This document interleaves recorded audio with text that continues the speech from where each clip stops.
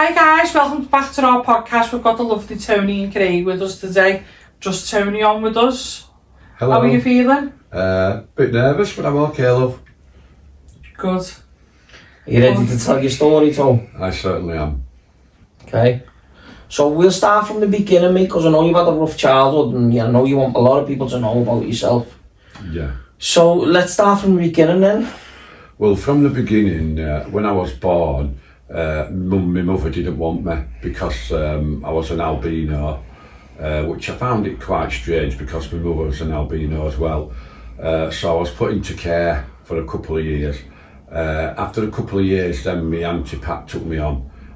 She had me for a couple of years. When I was 5 years old, before I started school, my mother then decided to take me back. Then I went to school, which was a special school for blind and severely sight impaired people.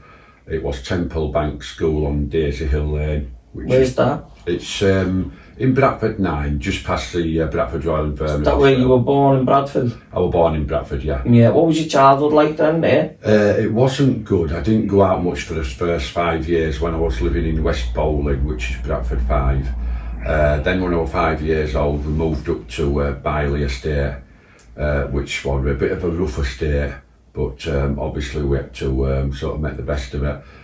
Then when I went to school, I can actually remember the first day I went to school, which was in 1967, and I spent the whole day on the rocking horse. Did you? Yeah, it was a lovely warm sunny day, and I was pretending that I was travelling all over. Did you, lad? Yeah. So was you into cops and robbers and all that, was you? No. Or cowboys and Indians and that? No, I just liked, I was into walking. Was you? Yeah. And going into countryside and stuff like that. Yeah, like adventuring. Yeah, Adventuring on. Did you feel like it was sort of an escape from the home setting as well, did you? Even from 5 years old, yeah. Because obviously you had sections in school where you'd do 2 hours, you'd have a little bottle of milk, a glass of milk, something like that. After another 2 hours, you'd then have your dinner. Then after another 2 hours, you'd have another break. Then after an hour and a half, you'd be going home. But even when it come to 3:15 going home, I didn't want to go. Yeah. I just wanted to stay on that rock. Why, did you enjoy school? Yeah. I never wanted any time off school. Didn't you? Yeah, no. Even from a young age at 5 years old, I wasn't that keen on living at home. Was that a high school as well, that, or did you just go right through? Or? Because it was a special school for severely sight impaired people and blind people, you just stayed at that one school all the time. Yeah. However, you did start at class 1 and worked your way up to class 6, which was the final class you were in. Why have you always had bad eyes? So Yeah, from birth. have they gone worse now you're older, or? It has, but only because I've spoke to me GP and eye specialist, and they said it's because you're getting older, things in your body get weaker. Yeah. Yeah, I'll be honest, when you told me you dyed your hair, I just didn't even click on. And I said, dye your hair. I thought, well, I said to Rosie, I think he dyes his hair. But then, when you told me about being an albino, all I've ever heard is albino. I don't know what albino looks like. But when you said you were albino, I said, no way you could be because of the colour in your hair and stuff and that. Yeah. But now seeing you today like this, you're totally different. Well, it's funny you should say that, Grant, because it's only the weekend gone that a police lady were talking to me about, and she never noticed anything about being an albino. This is why on this podcast today, I have had my hair cut. As soon as I've had it cut, I'll dye it straight away. Yeah. I'll do my eyebrows and eyelashes as well. But because of the podcast and we're talking about it, I've decided to leave it. Yeah. So that people can see what I'm really like.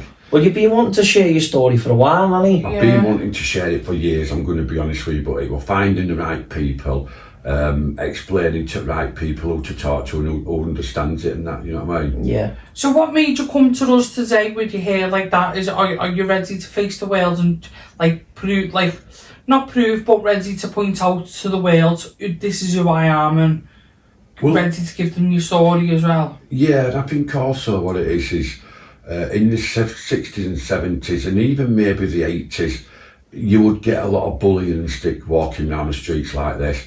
But now it seems to be more acceptable and there's so Yeah, many people are a lot say, more open-minded, aren't they? yeah, people say I look better like this, I look younger. Yeah. But again, it's how you feel in yourself. Yeah, It of is. As course. soon as I've done this podcast, I'll be going home and colouring it. Well, yeah. Definitely. So, you know where, can I bring you back a little bit here? Yeah. So, you know where you say you didn't want to be at home with your mum? Was it just a relationship with your mum, or was it with siblings or your father as well? Can you give us a bit more? No, it wasn't my father. My father was fantastic. He was a stepfather, actually. My real father, actually, my mother kicked him out because he was spending all his wage on gambling. Ah. He never brought any money home, so we'd go weeks where we didn't have any food. We couldn't have any luxuries. There were many a times we had to have electric cut off because she couldn't afford to pay her bills. So when I was about 5 or 6 years old, she chucked him out. Then she met a lovely lad called Mick. He became our stepfather, and he was absolutely brilliant with me all the way through till he passed away, unfortunately. But my mother, she wasn't very good with me. She didn't like me and my sister Elaine. She couldn't stand us. Well, what was your life with your sister? Elaine, I was fine.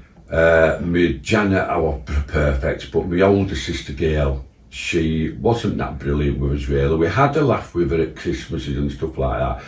But we used to play marbles with her, and she won every single game we never won. Obviously because she had perfect eyesight with Yeah. a side pair. Yeah. So we couldn't see the marbles, let alone hit them. I don't know if anyone's heard of a game called Hit and Take. No, I've never heard of Marbles. it. Well, what you do, you'll roll a big marble. It was called a volley, and it was Yeah. a big marble. You'd roll that, and then you had to play your bigger marbles with your finger like that. Yeah. And it had to hit it. But obviously, with us having bad eyes, it was hard to hit. So my sister you went never on with won? it. Yeah, we never won. She had a big, massive tin full of marbles. You never put no money on it, did you? Because you wasn't being skint. When I'd run out, I used to go and open tin and nick a couple. Well, What was it? So was it really bad with your mother then? Was it? Yeah. It was so bad, me and Elaine couldn't even talk to her properly. Yeah. We talked to her out quiet and really scared. It was really terrible. She just didn't like us because of how we were. But what we couldn't understand, me and Elaine, is my younger brother, which is a year younger than me, he was the same as us. But she loved him to bits. He got everything, whatever he wanted, when he wanted it, he got it. Me and Elaine didn't. Yeah. Which we didn't find fair. If that still affects you now. It never leaves you, Grant. Yeah. It never ever leaves you. Some things I talk to you about, it's like it's happened yesterday. Yeah, I can It never imagine ever that. leaves you. And, you know, this is why I don't like anyone, I wouldn't want anyone to go through the same. I know it happens all over, but I wouldn't want them to, because things from a childhood just sticks with you all the time. Yeah. I believe you've got to move on, I believe you've got to get on with it, but it just never ever leaves you. It doesn't, no. It upsets you. Even to this day, there's times I'll have a sly crying toilet. Yeah. You know what I mean? When I'm thinking about it, and that probably will later on talking to you about this. Yeah. You know what I mean? Because it's just, it's not the thing you want to go through, and you can't take it off your mind. No. It's awful. So, you know, when the day you found out that your mum passed away, obviously it was later on in your life, what did you feel getting that news? It wasn't a bad feeling, to be honest with you. I know it might sound awful to some people, but when I explain about why she didn't like us and what she did to us later on, you'll understand. But it wasn't really a bad feeling. It was just more of a shock. I couldn't believe that she was only 69 and she passed away. Yeah. It was a bit of a shock more than out, and I kept thinking about it for a while, but it doesn't bother me now, to be honest with you. Well, can I bring you back to your stepfather? Because I've never heard you speak about your father or your stepfather before, but you seem to have a smile on your face when you're talking about him. Yeah, because he was brilliant with me. Absolutely fabulous. Was he? Yeah. When I got older at 16, he used to give me a betting slip and said, will you go put a Z's on? Yeah. And so I'd go put them on, and he always backed favourites to win. If it wasn't a favourite, he wouldn't back it. Yeah. And when he won, he'd all say, go and get me, and he'd slip a 10 and say, don't be telling your mum that. Yeah. He'd give you that. He'd often give me that. And Did you have sorry to interrupt, did you have the physical touch off him and that as well, like the hugs and the love? No. Did you actually feel it? There were never ever any love and affection in none of my family. Do you think that in them days it was like that for everyone, so? I don't know, but I think it was with our family, but I don't think it was with every family, no. And the reason why I say that is because you could see the people in my school that were getting it. Yeah. and the people that want, do you know what I mean? Yeah. You could see the difference in them. But in our family, there was definitely no love and affection whatsoever. Did you ever feel different in your own family? Yeah, 100%. Was that through your mum making you feel like that? Yeah. Yeah. Yeah, because, you know, the stuff she used to make me do, and that even from being a kid, she just used to put us in the back room and leave us there for hours and hours. Right, so let's start again from 5. When you Yeah. were mentioning you were 5 years old, what, do you know, anything after that? Well, yeah, just a lot after that, the teen. I can't really remember. I mean, I'm only telling you about when I was put in a care home, and then my auntie took me on because my auntie spoke to me a lot about it. And only over the last few years, unfortunately, she sadly passed away last year, but she spoke to me a lot about it and what happened, but I can't remember that. I can only really remember from my first day at school upwards. Can you? Yeah, and I can remember even from being 6, 7, 8, 9, 10, me and Elaine had to pick bits up in the living room. Yeah. We used to spend hours doing it because it was a massive 3-bedroom parlour house. Yeah. So it was absolutely huge, so, and we just had to spend all day picking them up. Yeah. Did it ever make you want to get revenge on your mum? Plenty of time, yeah. Well, I wouldn't have said revenge. I didn't want to be there. I wanted to leave home. Yeah. Because even from 5 years old, I was strongly into music. So I wanted to listen to church arts at 6 or 7 on a Sunday, and she'd never let me. Yeah. And then obviously because I wanted to, I used to start getting mad. And I used to break banisters and that because I would listen to any music when I wanted Lashing to. out. Because in them days, if you missed it, you missed it. Yeah. It's not like the modern days, is Yeah. it? You know, it doesn't matter if you miss out now, you can just catch it on the internet or something like that, iTunes or whatever. But in them days, if you missed it, it was gone. And she'd never let me do all that. She'd never let me do what I wanted. I wanted to watch Two Up Pops on a Thursday on TV. She wouldn't let me watch that. Or if she did, I had to sit right at the back of the room. I couldn't sit in front of it. But yet Nigel could. He could sit right in front of it and watch her. So me and Elaine felt like we wasn't wanted. Yeah. How did that make your relationship with your little brother though? It was okay because he was okay with me until later on in life, but we'll go to that later. But it was okay with me. We got on well and that, but it was just annoying because if he wanted out, he got it, or a bit of spending money, whether it was to sit in front of the TV, whether it was a case of getting sweets and that. You could tell he was a favourite. Yeah. Him and Gail, my older sister, them two were the favourites. So was Gail the oldest? Yeah.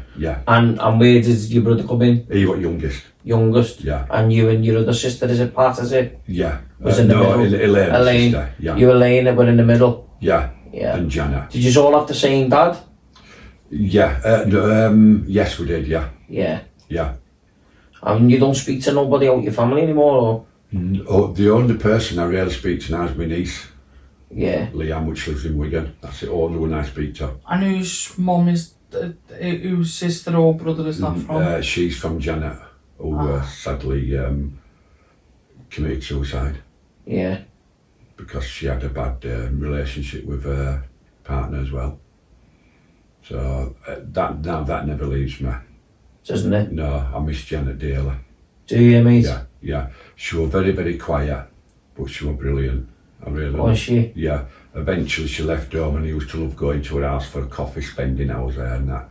Just having a coffee with her and that, and sometimes staying over, and he used to love it. But her husband wasn't really nice. Well, I say husband, it was a partner. They were going to get married, but they didn't really get on that well, and he used to go out till all hours at morning, stay out till late at night, and she couldn't cope with it. And she actually left and come to my mother's where I was still living. And my mother didn't want her there all the time because she wasn't putting any money in. And she had, obviously she had Leanne and Craig, 2 young ones. So she just I could do with some money, but she ended up going back home and then going back to more violence. She couldn't stand any more of it. She sent kids to school and then went for a walk and committed suicide at Odsall.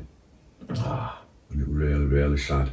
Do you miss her till this day then? Dearly, yeah, definitely. Do you speak to her sons or daughter or anything? I don't speak to a son, but I speak to a daughter. That's Leanne. Yeah. In Wigan. I speak to her regular. What was your teenage years like around there? Well, really, there wasn't really. It's my teenage days really for family side of it were around my brother really, and Elaine. Gail and Janet used to be sort of together, and us three used to be together, mainly me and Nigel, to be honest with you. Elaine used to be on her own quite a lot. Yeah. But we never, from us teenage, right up to being probably leaving school, we never went out the garden, never went out the front. We couldn't even go in the front garden. Why is that? Because I think it's because we were an albino and his hair were like it is now. We used to get called names by kids. Right, so you dye your hair, don't you? Yeah. What age did that start? When I was 16, when I left school. Right, because you start finding yourself, isn't it? So what it was in our house, we had a front garden, then a path outside the house and the back garden. We were only allowed in the back garden because nobody could see us, it was just fields.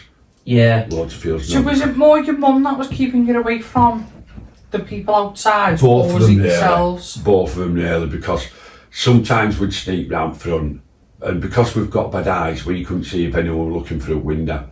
And my stepdad used to sometimes look through a window and see us, and he'd knock on, round the back. So we got doors to run that back. So to go down back, and it's because the kids there, I mean, sometimes the states, they can have one or two rough families in, can't they? Yeah. And they used to call us light bulb. Yeah. 60 watt bulb and 40 watt bulb. Is that what they used to say? Yeah, because of his white hair. Have you always been bullied then since you were a Always, kid? yeah, always. What was it like in school? School were lovely, but again, even that were a bit. There were certain groups, and there were a rough group where you were in a bit of a bad situation really, because they'd want you to do a dare. If you didn't do the dare, you couldn't be in that group. Yeah. If you did the dare, you were in the group. However, I chose not to. What was the dare? Did you remember it? Or? Putting chewing gum on people's chairs in classrooms. Yeah. Putting wet stuff on teachers' seat when they come and sat down, stuff like that. Then you'd get done because they'd want to know who you did it to. But I didn't want to do it because I didn't want it to bring worst out of me. But unfortunately, if you didn't do it, then you were bullied. Yeah. By all these lads. So either way, you couldn't win.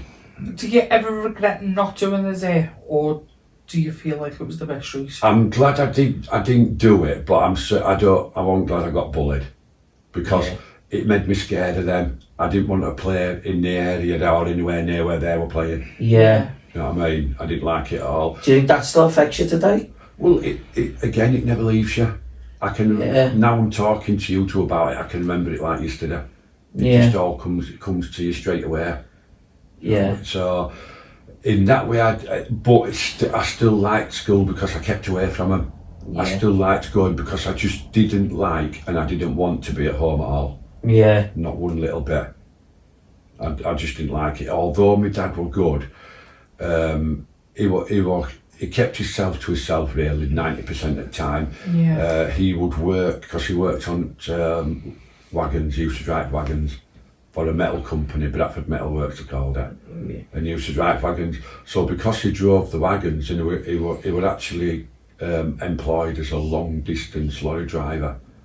So if he went to work at 7 o'clock in the morning, you might not see him for 3 or 4 days. Yeah. Because obviously he was a long distance driver. So I only really saw him at weekends, to be honest with you. And so I felt like it was just like me, my mother and my sister and that, and I just never wanted to be there. Is he the only father figure you've ever had in your life? Yeah, I'm going to be honest, I can't even remember my real father. Because he left at 5-year-old, I can't remember anything from under 5, only what my Auntie Pat told me. I can't remember nothing. So I couldn't even tell you what it looked like, and he's passed away now, so... So you say you were into your music before, didn't you? Yeah. So was that just like, do you think a turning point for you and a switch off? Well, I think, to be honest with you, I think it was because the music I was into, when I listened to it, it sort of blanked my mind. Yeah. Of everything, because I was concentrating on these songs, because I always tend to like songs where they've got a story to them. Yeah. And in the 60s and 70s, a lot of them did. Yeah. You know, they weren't as dancey as your modern music now, you know what I mean? So I tend to like to listen to them where I've got a story to them. So when I was listening to that story, everything else just went a blank. But it was most annoying in them days because I used to listen to Radio Luxembourg a lot, which it was good, they played some good music, but it kept fading off, and when your favourite song were on and you couldn't hear it properly, it was terrible. But in my younger days, say from about, I think I got my first transistor radio at 11-year-old, and it used to be annoying because battery had run out and you had to have it on low and put it to your ear so the battery would last longer. And if it run out, you'd put it in front of fire, heat it up, and you'd get about another half an hour out of it. I would remember that. So you won't remember that, we had tapes and CDs. That's how we struggled in them days. Do you ever remember your first vinyl, what you bought? Yeah. Do you? Yeah. What was it? Hot chocolate, no doubt about it. 1980. Was it? That was the first one, yeah. How old was you in 1980? I was 18. 18. So was that the very first time you bought something for yourself, like CD or... Yeah, it was. Is that because you were working or? Well, I was working when I was 16, but I used to buy tapes when I was 16, 17 and 8, until I got to 18. Yeah. I used to buy, there were 60-minute tapes, 90-minute tapes or 120. And I used to buy them and used to record off at radio. Oh, right. But then it'd do your head in when DJ were talking. Yeah, or when the adverts come on and You know stuff. what I mean? Yeah. It was hard in them days, it was difficult, but you didn't know any different. You know what I mean? So you just had to make the best of it. But then once I bought that vinyl, I thought, oh yeah, I want vinyl now. So I did a naughty thing that started buying that. Do you want to know the story? Go on. Right, what it was, my mother used to send me up to the post office to pay rent. So this particular time she sent me in 1980, said, will you take this to pay me rent? Be careful because there's 2 months rent, which were £80. I said, all right, but I don't know what made me do it, but walking up Dawson Lane, I took the money out and I thought I'd let her stamp it first. So she opens a book, she stamps it like that and then stamps it again. Gives me £40 instead of me giving her the 40, and then gives me rent book. And it never dawned on me till I was walking down. I thought, she's giving me 40 instead of me giving her it. Yeah. So I put the £80 in my pants pocket, give my mum the rent book, and she always checked it, make sure it was paid, and it was paid. So I thought, I've got £80 here. Well, £80 in 1980 was a lot of money. Yeah. So I thought, what do I do here? So I kept looking out the bedroom window to see if police were coming. Did you get paranoid? Yeah, terrible for about half a week, and then it got to Wednesday, Thursday, and I thought, nobody can be coming now anyway. The next time, I hid the money, I hid it for about a month.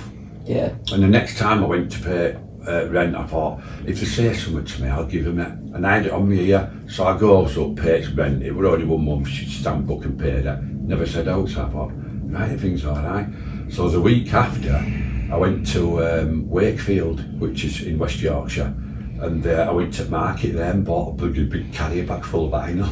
You're joking. And I had to hide them in that outhouse. I've got an outhouse in How there. did you ever like play them or without your mum knowing? Like, Well, because every Tuesdays, Thursdays, Saturdays and even Sundays a lot, she'd go play bingo at Royal British Legion Club, which were in Bailey Estate. So she'd leave her house about 7:30 and come back in about 11. So once she'd left, I could go sneaking and play them. And then I hide them in bedroom. And she very rarely come in our bedroom. We had to tidy all the bedroom myself. She'd never really come in, so I'd just put them in there and leave them in there. And then eventually, once it started building up, because obviously I'd £80, well, that was a lot of money. You could, and plus you were buying them second hand, so they were cheap. So I ended up with about 300 or 400 vinyl. So eventually I had to keep them in the outhouse. I made a shelf in the outhouse, kept them on there. So eventually I got a lock where I could lock the door in case anyone wanted to come in and take them. So I just would put them in there. And then when she'd gone to the club, I used to just go and get a few records and play them. That's what happened. Does it ever make you nervous in case you was coming home earlier or? Oh, many a time, yeah. Many a time I used to. Many a time. But I mean, sometimes I didn't play them because my dad were at home as well. So when my stepdad were at home, we had to behave ourselves.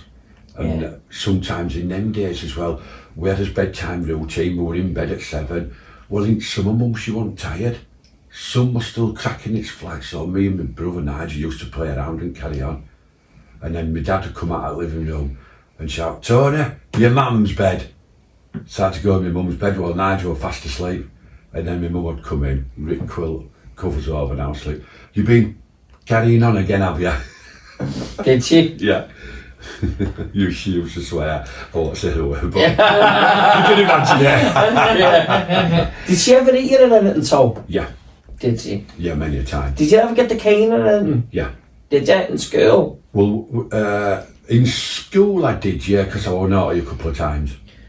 But I think it's because of the upbringing in our one and stuff like that. I remember there were once there were Mrs. Williams, she wasn't the worst teacher there, she was awful. She was reading a story and I wouldn't be interested, so I was leaning back on my chair like that, on two legs like you do. Anyway, the chair went over. She went, "Who do you think you are?" Went Tony Tempest, all class started laughing. And then I had to go out of the classroom then, well, the story had finished. But there weren't many times I was really naughty at school because I used to love it. It was just now and again I wanted a bit of a... What age did you leave school to? I actually left at 15, but only because the 6 weeks holidays, it's my birthday on 13th of August, and we used to finish at end of July and didn't come back till the beginning of September. Yeah. So because my birthday was 13th of August, You got away with it? I left school when I was 15. Yeah. And then as soon as I was 16 I started work. But yeah, I used to get, it was very rare I got cane at school, very rare. Fridays were my best day in the school days, because on a Friday we used to have maths with Mr. Firth. And he was good because he used to, you used to get about 20 questions, maths questions, and whoever got the most right got 20 pence.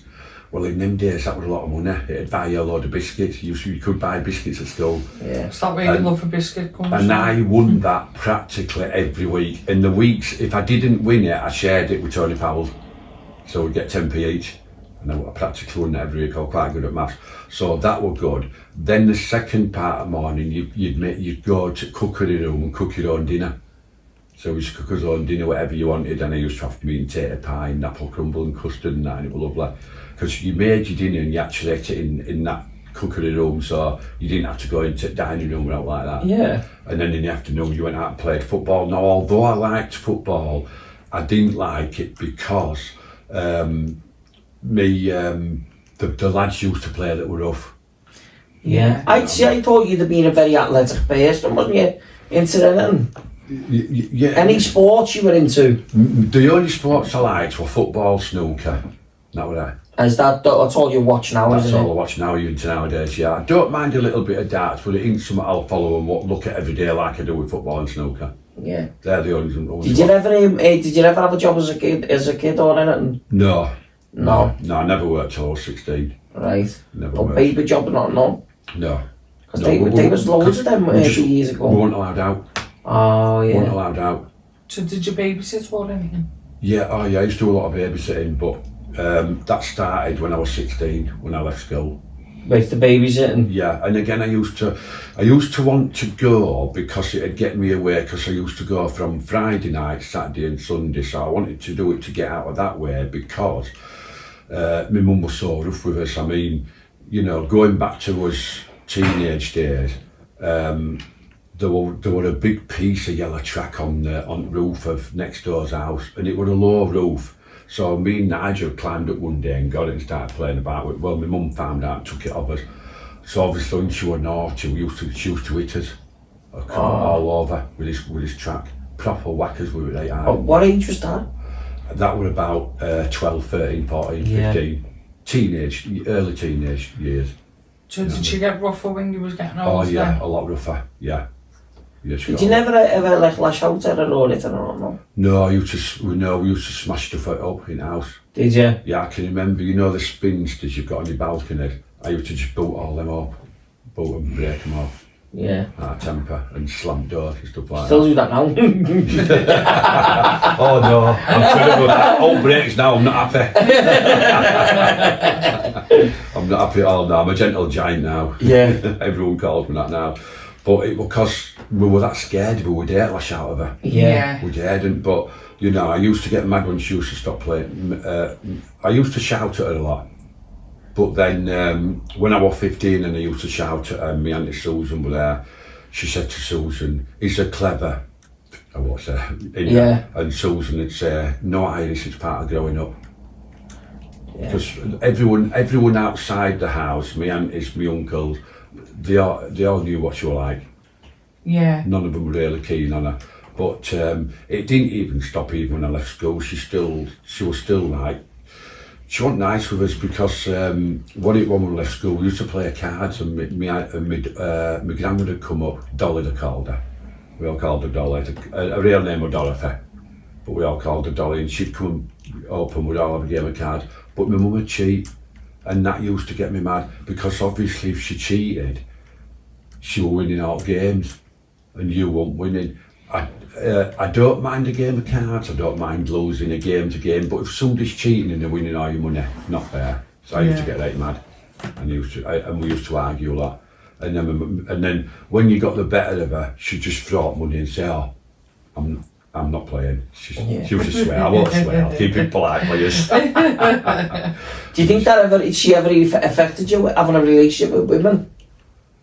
It did really, because but then I knew another thing what I didn't like about football is in them days you'd play football, and if it were nearly all the time, and some days it'd rain so it was muddy, so you would come in and take a shower. Now in them days it was a massive room with about 20 shower things, and you'd go stand under one. I always had to go right to the corner one because I knew then that I liked lads rather than women. I'd prefer the lads and the girls, and I thought, why am I like that and nobody else is? What age was that? About 12. So what do you mean you went to the back one? Because you'd go through the door and you'd a row, then a row, then a row, then a row. And so I'd go right to the corner one, the farthest one you could get, so that all I was looking at is the wall. Yeah. Rather than looking at other lads. Because I didn't want to look at them because I was frightened of getting an erection. Yeah. To put it nicely. So then everyone would know. Exactly. So, yeah, I and it did happen because one of two of them did. You're only young, you've got water splashing all over, and that would it, they'd get a load of stick, and they'd whack them with wet towels and stuff like that. Yeah. So I thought, I am making sure I am. So I used to go in there singing. It's not like you now, is it? Is it? You're anyone's now. You're anyone's now. You walk in and out everywhere.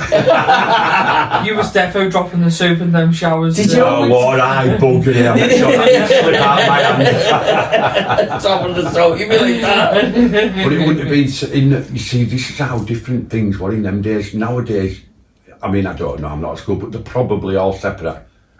Yeah. They're probably all separate showers. There's cubicles now, there's walls and that, innit? Yeah, exactly. Did you never tell your mum you was gay, Tony? Not in them days, no way.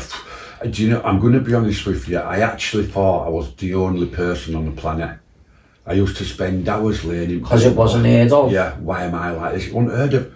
Nobody ever even mentioned it. Yeah. I mean, some must have heard of it because I was a bit different to my brother. My brother was more outgoing than me, more daring than me. I was more quiet one, and he used to call me Pansy a lot. Yeah, but that goes on in every family, doesn't it? Yeah, he used to call me I called my brother it when we were growing up. Yeah. Do you know what I mean? Yeah. He's still yet to come out, yeah. Well, I think he told me it because I was quietest one. I wouldn't do the dares he did and stuff like that, you know what I mean? I would go, oh no, you do it, I'm not doing it, you know what I mean? There were only one thing I did when I left school, which was naughty. Because we couldn't afford it, we used to nick batteries and bulbs from the garage. Yeah. Mobile garages and stuff like that. But then we went too far when we left school. We used to go to town on a Saturday, and we took me and my brother nicked some batteries from Woolworths, and we heard manager shout at us, so we run. And like bloody idiots, we hid behind a wall somewhere. Instead of carry on running, so I caught us, brought us in. Went to court, I got £105 fine. That was a lot in them days. You're still paying that off now, aren't you? I surprised it so much because you're working. If you had to be working, it wouldn't have been. And I went, oh, well, I don't like that again. Oh, well, if you don't like that again, it'd be completely off at booked in 10 minutes. Didn't you have any like girl mates, like female friends? Well, to be honest with you, yeah, I used to hang out with girls quite a bit because I was quiet one. I wasn't keen on some lads because they were a bit rough. So I used to hang around with girls a little bit, and I had a couple of girlfriends even at school. I had one called Audrey Ward. I fancied a lovely lass called Pamela Nicolaus, but then she moved to London. How old was you when you fancied her? when I fancied, well, the main one I fancied was Pamela. She was gorgeous, really nice tan face, nice shiny black long hair. She was lovely. And I think then I would have been about 12 or 13. Yeah. So when did you realise? So do you think you were into gay boy? When did you finally realise you were gay? When I realised I was proper gay, probably when I left school. But because I thought I was the only one, I kept saying to myself, I can't be, I've got to have a girl. Yeah. Have to have a girl, I can't. I've never heard of it, why am I like this? Because Did anyone in the family notice it? No, nobody. Even to this day, if I tell somebody that I've never met before that I'm gay, they'll say to me, well, I'd have never have known it if you hadn't told me. Yeah, well, when we met you, I didn't think... I knew you was because, but when I met you, you were like, oh, you were like feminine. No camping, mate. Yeah. You weren't feminine with it, was you? You're just like a man. Yeah. I mean, I came to yours, we watched the football, we were watching snooker and stuff. When we first got to know each other as friends, wasn't it? Yeah, yeah. When we went to, when I think she was going to go to bingo, weren't she, with the girls and that. With the Craig and Josh. that handbag over there and the one with the jazz. Yeah. But, no, I mean, but I knew properly when I was in 1990, I knew properly then, when that was proper gay. But we'll go to that in a bit. But I sort of knew I was, but I didn't like a part of it where we'll go back to me leaving school, and I had to start babysitting then on a Friday, Saturday, Sunday, and I used to stay at my uncle's. But it was strange because they'd go out, I'd look after his son, Stephen, put him to bed and what have you. And then they'd come home about 11:30, 12:15, and they always brought an Indian. And in them days, I hated the smell of Indian and that. They'd orchard patties and curries and what have you, and all sauces. And then his wife used to go to bed, and my uncle used to shut the living room door and lay me against the living room door and abuse me. And I used to keep saying, no, I don't like it, it's hurting, I don't like it. And he used to keep abusing me. And that happened every night, Friday, Saturday and Sunday. That is the only reason why I didn't want to go babysitting. I used to love going because it got me out of the house, but I didn't like that side of it. Wow. And I knew it would come in. And that went on from 1978 to 1985. And I couldn't tell anybody because I used to tell people, I used to sort of drop a hint to my mother and my sisters and that, I don't want to go, you go, I don't want to go, but they'd all say, no, why don't you want to go? Because I don't want to go, because I was too frightened telling them what I was doing. And they used to hate it. And then later on, in about I'd say early 80s, 82, 83, 84, 85, he used to take me upstairs. He used to come for me early afternoon. His wife were blindfolded and he used to want me to have sex with her. So there were me, his wife, my uncle and another fella, one of his friends called Norman. And how old was you when this was happening? From the very beginning I was 16. So 16, 17, 18, 19, 20, till about 20. It happened from about 16 to 23. Wow. And then... But you were a man, was he a big fella, was he? He wasn't big, but he could handle himself. But I wouldn't have Yeah. said he was massive, but he could handle himself. He was rough and ready, you know what I mean? Into all cars and speeding and stuff like that and what have you. But, you know, obviously because he was older than me as well, I used to be scared. You know, I mean, I'm used to saying, no, I don't like it. I was saying that for age, but he just carried on. And it was terrible. And he used to put his hand over my mouth because sometimes I was screaming a bit. And obviously he wouldn't have wanted hand to hear. I mean, he'd give it half an hour till I'm fast asleep. And then he'd do it, you know what I mean? And this is the only part of the babysitting I didn't like. So what made you go back? Like, obviously you was getting told to by your mum and stuff, but at a certain age, how come You become a man. You became a man, so what happened? Well, Because I think it's because I lived a quiet life and I didn't get a chance to become a man. Even when I was 18 and 21, I didn't even go out for them birthdays. Yeah. We just stayed in and had a game of cards and had a drink, but it was only a couple of drinks. I wasn't even really a big drinker, to be honest with you. I'm more of a quiet person, and I think it's because I was more scared. I was scared of saying no, because I think I did mention it once to my mother, and she said, "Stop making fucking shit up like that again." Excuse language. You don't come out with stuff like that. If I hear anything about like that again, you're getting a good hiding. Who was your uncle? Your mum's brother, or was it? My mum's brother, yeah. Wow. Yeah, my mum's brother, and you'd never get to you. This is what it was in them days. If you come out with something that would have been genuine, you'd get told to stop making it up. Yeah. Stop coming out like that. Stop telling lies and stuff. You'd get a good hiding. You'd get no spending money. Nobody wanted to listen to you. Can I go back to the bit where he said he wants you to get in bed with his wife? What happened, Tony, if you don't mind me asking? Like, if you don't want to get into it, it's No, okay. I don't mind. I'll tell you. No, what happened? You'd go into the bedroom and his wife were laid there, start naked, with a blindfold on all over her. She couldn't see nothing, and you wanted to get on and make love to her. Well, what did she know? She didn't know who it was because you wasn't allowed to speak to nothing. You weren't allowed to make a noise to nothing, so she didn't know. So how did that... She don't know to this day, and she's still alive. Really? Yep. But she doesn't know to this day. Wow. I don't know what she'd say if I ever told it was me, because obviously she'd remember it, wouldn't she? She might watch this. Well, probably. I could cut her out if you wanted to. No, I don't want you to. Are you sure? Yeah. So how did 100%. that make you feel though, Tony? Did you actually go ahead and do it? I couldn't. I got on top. I got on top because it sort of pushed me and made me go on top, but I couldn't, because I was like scared and nervous, I couldn't get an erection at all. Yeah. I could not, there was just no interest whatsoever. There were no, it wasn't like you going, "Oh, she's gorgeous, I'm jumping on top of her." No, you say he's gorgeous, I say she's. Not like that. Did you ever get like beat up for not doing it though, Tony? No, I was too petrified. I was too nervous. I was absolutely petrified. I didn't say no to nothing. Yeah. I was just too scared because he was so dominating. Yeah. You know what I mean? So you've never ever told this to anybody? I have to my friends. You've spoken but to your never family anyone and in public like this, no. No. And is this why you wanted to do the podcast? I wanted to do it because I spoke to a lovely friend of mine in Blackpool, who won't mind me mentioning, called Sam.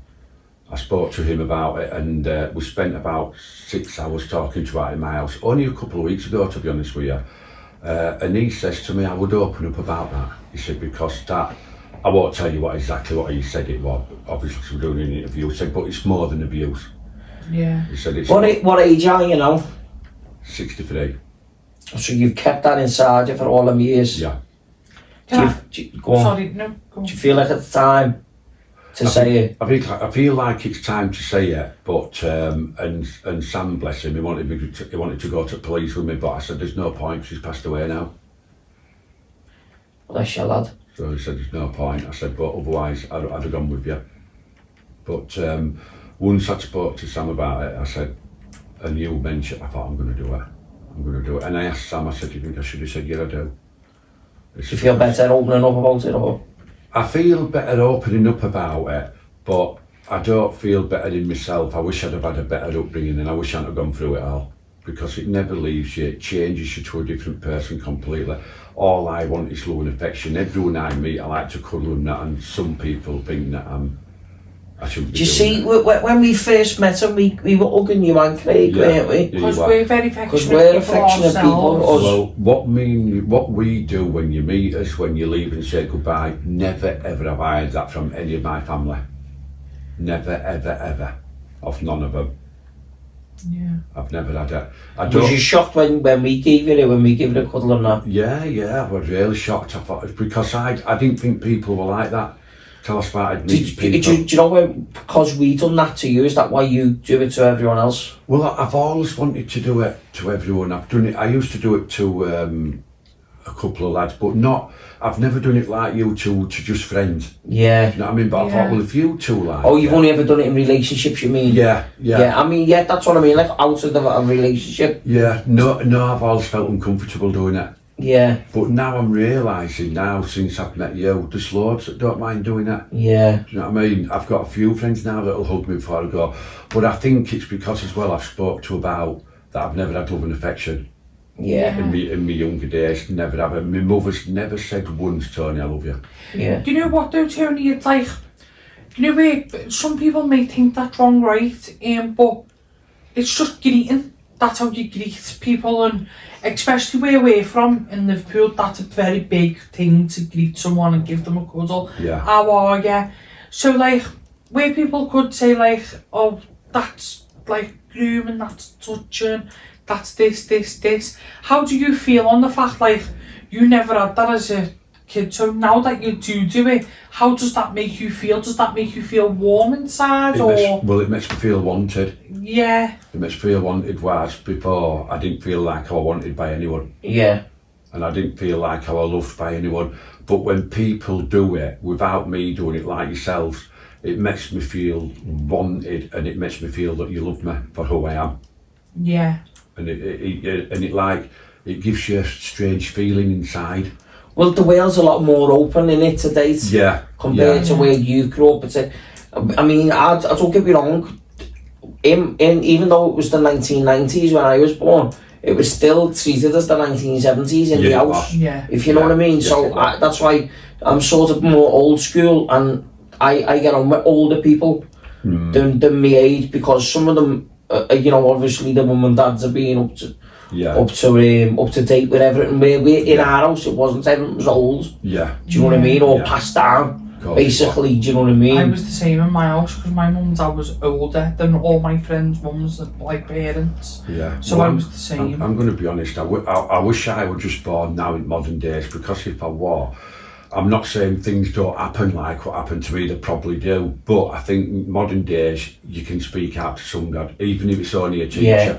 I think if I'd have told a teacher or my employer what my uncle were doing to me, something had been done about There's it. a lot more in place now for stuff like that. Can I just take you back a little bit? Yeah. You know, obviously the relationship with your mum, but then also later on in life, the thing that happened with your brother, your uncle with the abuse and that. Did that not affect you with relationship with women and men then going forward? Yeah, big time. Yeah, I feel nervous many times. Sometimes I don't feel comfortable.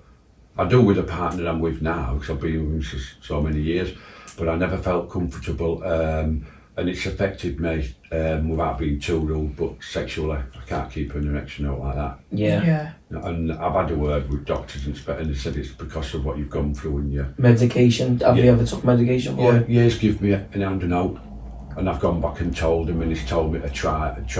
Does that happen in the older years, or?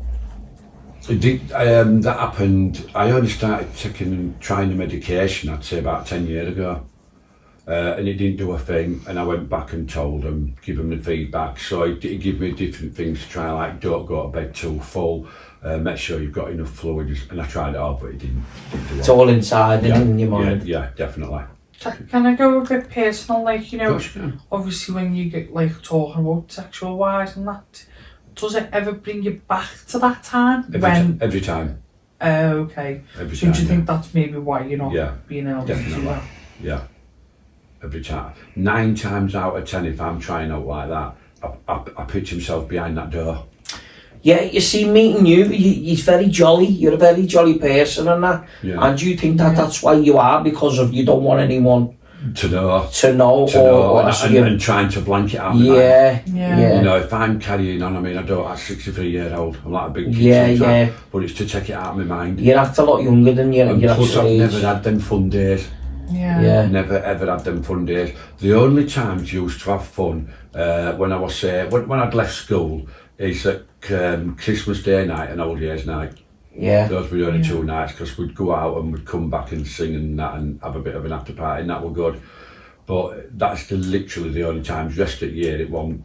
I'd no fun out, like we never hardly went out. Yeah. You know what I mean?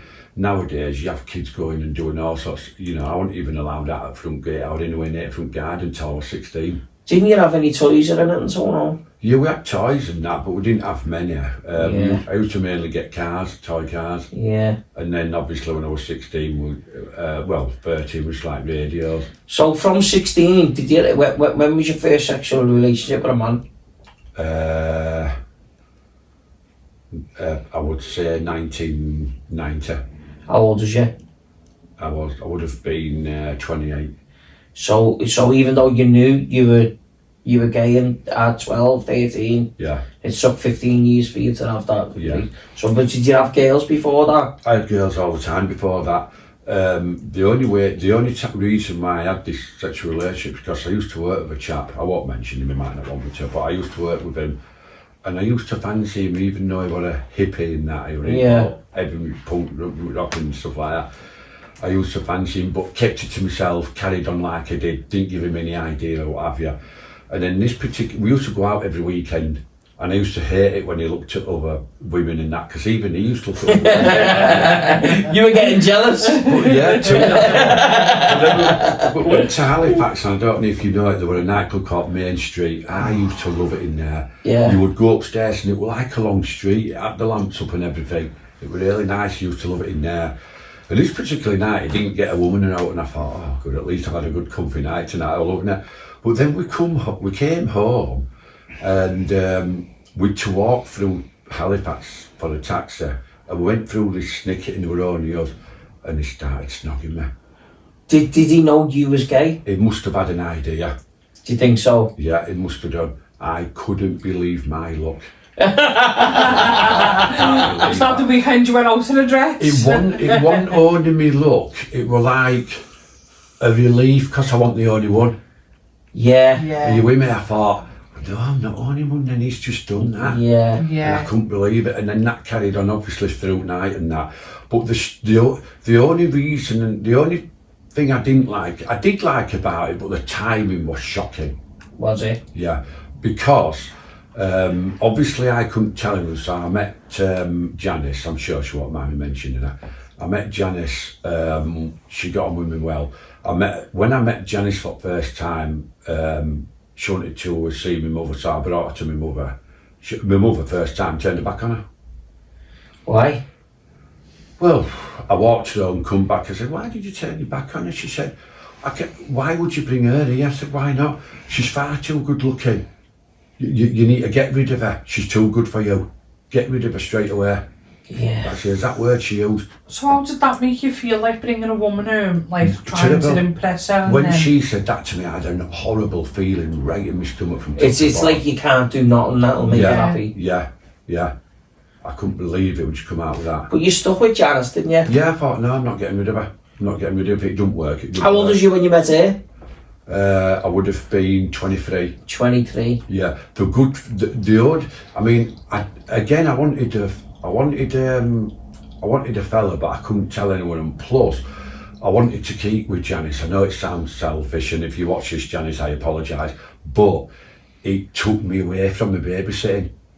Yeah. Because I'd say I want to go meet Janice. Yeah, I want to go yeah. out with Janice. So then, like, other people understood you were getting older now. Yeah, exactly. So it was a big part. So Janice is a big part in your because life. she brought me away from Well, that she's still here, babysitting, so I isn't she? won't get She's that. still here. on your side. Anyway. But the bad time of it was people wanted us to get married, so we got married. We got married on the 1st of September 1990. How old was you then? 23? No, 28? 28 Yeah. or 28. We got married then. And it was a really good wedding. I've even got a DVD to it. I'll have to let you watch it one night. Yeah. It was a really good wedding. But if you watch, we'll have a night where if you watch that video, you will know then that I shouldn't have been getting married. I should because I knew. Was you pressured into it because it was a society or your family? Yeah, they all wanted this too. I felt we were pushed into it a little bit. Yeah. But obviously Janice wanted it, which I don't blame her because she said you're a lovely fella. You know what I mean? But I knew I didn't want it. I knew it was wrong. It should have been I should have been with a man. And when you watch the DVD I've got of it, you'll understand. You can see me wanting to cry all the time because I shouldn't be doing it, but I daredn't tell anyone. But did Janice know that you was gay? No. So when did Janice know that you were gay? This is what I say about the timing. It was bad. We got married at 1st of September 1990, which it's in its prime, innit? You know what I mean? We come to Blackpool for a week and that. And then all this happened with Gary in October, end of October. Do you want me to read that name out? Yeah, if you want. Yeah, I'm sure you won't mind. Are you, because you've said Gary there? Yeah, I'm probably sure you won't mind. Yeah. You won't mind. So this was when we had that relationship there. And then it grew. We got closer and closer together. But Gary only wanted it as fun, which I wasn't happy because I said to Gary, look, I'm going to tell you something now. This is what I wanted from 13-year-old. Yeah. I said, so I don't like doing it for fun. I hope there's something in it. And then he never answered me. And me being naive thought, well, maybe you just want a relationship with me. So we used to meet every weekend and we'd have us fun and what have you, have kissing and cuddle and stuff like that. And then in March 1991, he decided he didn't want to. And I was really, really upset about it because I So was you married to Janice while you were so you were cheating on it? Yeah, basically, yeah. Yeah. Yeah, because I would experience something that I really wanted and never had. Yeah. So he wanted that. And then obviously what had happened before it ended, well before it ended, Janice knew there was something going on because she'd gone away for the weekend. So obviously we had the place to ourselves. Yeah. And Gary gave me a big little fright on my neck.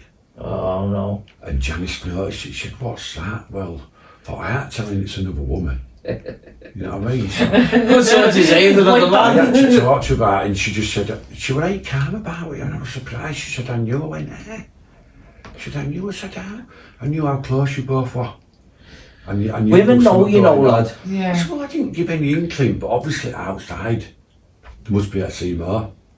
Yeah. And I said, oh, right. She said, yes, I knew about that. I knew. She said, but if it's how you are, it's how you are. I'll stick by you. I went, So wait there. So sorry to interrupt. no, it is. Do you think your relationship was on the down then with Janice anyway? Well, it once that happened with Gary, yeah, because it was what I wanted. So this is the kiss, you mean? Yeah. Is it the kiss with Gary that The kiss made? and the cuddle with Gary, because it wasn't just a kiss, it was a full blown on snog for Yeah. ages, you know what I mean? And it wasn't only one, it was loads, and I knew that's what I felt, that's what I wanted. Yeah. You know Does it what I give you mean? butterflies in your Oh, stomach? it was a right nice feeling because I think it, no offence to Gary, it wasn't only what we did, but it was knowing that I wasn't the only one on planet after all. Yeah. Yeah. You know what I mean? Because obviously I never went to, I mean, there will have been him in them days, to a gay bar, gay pub or club or out. I just used to go out normal, even nowadays I still do. I Yeah. just go out normal place, you know what I mean? Yeah. But now it's all, they all mix and they're all over, do you know what I mean? Yeah. But it was a massive relief knowing that I wasn't the only one on the planet, there were more than me. So what commitments have you got with Janice to make it stay? To make her stay around you? Is it just the love or I think it's friendship the as love, well? the love, and she knows what a nice, genuine person I am. Yeah. She said, there's not many so genuine like you and honest and upfront. And I asked, I mean, when Gary left, the families wanted us to give it another 2 years. Give it another 2 years, and if it's still in right with you, Tony, and you still want to go with a fella, then we'll understand. So when did you actually come out? Well, obviously, once all this happened with Gary, I felt awful because I was so upset, I couldn't handle it. I wanted to spend the rest of my life with him, wasn't fair to Janice.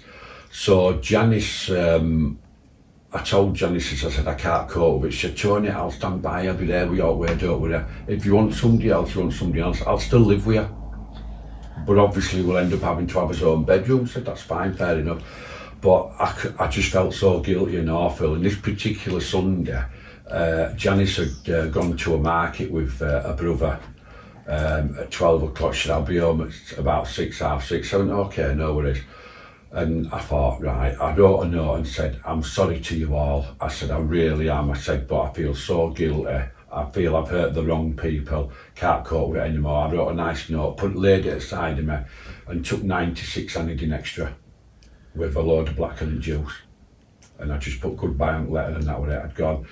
And I just felt myself slowly going to sleep like that, dozing off. And I just, once I dozed off, I knew I was awake still, but I was laid out, and I felt so comfortable. So I just waited while it went, then eventually it went into darkness. Now, I found out later on when I woke up in hospital, Janice came home 2 hours earlier than what she should have done and found me. And the hospital doctor said if she hadn't come home till the time she should have done, it'd have got on your blood system, you would have been here. Are you glad you're still here though? I'm glad I'm still here in some ways, but in a lot of ways I'm not. Well, is it more some ways than is it more good than bad? At the moment, it's more bad. I'm going to be honest. Do you think that's what's going on around you in your life at the moment? Yeah, definitely. But other than having the home setting, how are you? Like, do you feel like grateful still that Janice is around you? 100%. Your partner and... Yeah, 100,000%. Well, she's a hero, really. She saved your life, didn't she? Even she's still saving it. Even my partner, because I'm going to be honest, if them two wasn't here, I wouldn't be here.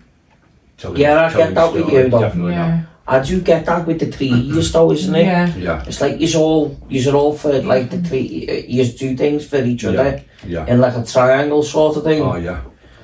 So go on. Sorry. Where did Milner come into your life then? Well, what happened is because I came out in 1991, we left it 1993. And then I started going out into gay bars and that, because I knew that that's what I wanted. And I met this chap called Paul, and he invited us to a party. And he said, there'll be a couple of straight people there, because they're his good friends. And fair enough, it doesn't matter. So Janice came along, and Craig Milner were there, and they met each other. Yeah. At Paul's party. Didn't that make you jealous of anything? No, I wanted her to do it. I wanted her to find a fella, and I wanted to find it right to be right one. Yeah. So I was really happy for her, because she was happy for me. If it weren't for Janice, I wouldn't be here now. And that wasn't the first time that I tried to commit suicide, because of how my mother treated me. I was left in my house all afternoon. So again in the back room, I was smashing my head against the wall, trying to kill myself, and that didn't work. And then somebody said if you hit the side of your head where your temple is, you've more chance. So I tried that once. Just kept banging my head against the wall for hours. Well, I'll be honest with you, I'm glad you're still here. Me too. Oh yeah. Yeah, because I think you're a good soul, and I don't think your time was right. Well, I used to say that to myself. Why have I banged my head on the wall so many times, so hard, and I'm still here? And I just said to myself, maybe it won't. It's not your time. No, it's definitely. I to this day now, I still think it's not your time, because, to be honest, Tony, the people we've met in our lives have got nothing on the way you have. You've got this aura about your soul, like you're different. Like an angel aura. Yeah, you're different, and you're just so loving and down to earth. See, when I met you originally, I thought, fucking hell, I've got some problems and that. And I think I spoke to you and I told you about mental health and stuff like that. Yeah. And then I think it was a couple of days later, you opened up to me. Yeah. And I went, fucking hell, I feel like I'm telling him now. I feel like sorry for telling you about my side of the thing because of what you've been through. I went, oh my God. In my head, I'm going, you made a show of yourself there. Yeah. But little did I know, you'd never think that. No, would I have? And I never even did think of it. Like that has happened to you, you know what I mean? Because of the way you are. Yeah. Deep down, I think. It's my way of perhaps hiding it or putting it back in my mind. Having a break from it. Yeah. Because you never ever stop thinking about it. Never ever. So, you had a partner then, didn't you? Yeah. And you lived under the same roof as Janice? Yeah. Did Milner move in with you or? Yeah, Milner moved in eventually. Milner was with Janice and you was with your partner? Yeah, so they had their own room and I had my own room. Yeah. Yeah. So how did that all work? It worked perfect. Yeah. Absolutely perfect. It has to work perfect because we've been together for 20 odd years. Yeah. And still all together now, so it has to work perfect. Craig and Janice, what mind mentioning, they're no longer partners, but they still live together, still have the fun together. They just don't. Well, where did your Craig come in? Because Craig Milner had a 40th birthday party. Right. And we all went. Now I'm friends with a good lad called Chris. He's brilliant. He's right down to earth. He was brought up where all miners worked and stuff like that, and he worked in brewery. And we used to, before we went out, we used to have a drink.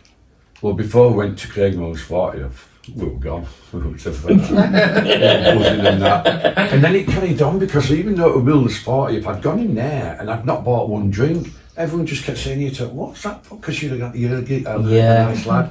And I didn't buy one drink in there. And then Chris said, "Oh, come on, now we're going to Leeds." I can't have any more, I'd had enough. And I said, "Oh, go on, and I'll just have bottled water though. I'm not going to have any more alcohol." "All right, fair enough." And then Craig said, "Shall we go? Can I come with you?" And I thought, "Well, you, Craig, I were getting you, Chris, what?" And I went, "You can do if you want." So we all went, and I was dancing on the dance floor with Craig. And then we came back to our house. And he just said, "Oh, I'm not sleeping downstairs," and slept with me, and then it just led from there. You've got to be careful with him, haven't you? Hey, don't mess you little cheater. Right, No messing about with me, I'm you know. sorry, can we have a little break a minute? Yeah. Yeah, if you don't mind, yeah, I'll have a Is that drink. alright? Do you want a little drink? Yeah, if you don't mind, yeah. Right, so where was we? Sorry. Right, so we were... Did you enjoy your break? Yes, I enjoyed it. I stretched my legs a bit.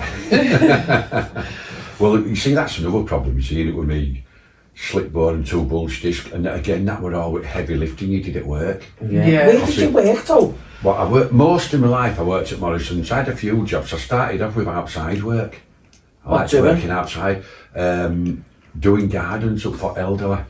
Did you? Yeah, doing all them, and I quite enjoyed that, because if it were raining bad, then you'd go in and have a cup of tea and stuff like that, and a chill out and that. And some days it was cold. What was your first job? My very first job was working at a place called Bradford Plastics on Great Alton Road. And what was that? Just machinery work? It was like machinery. They were making cones, weaving cones, and what my job was called a recycler. Yeah. And if any cones went wrong or plastic had melted wrong, I used to have to chop it all off with his chopper and make the cones back together again. They were like a long thing. It started with a long piece of metal, thin piece of metal.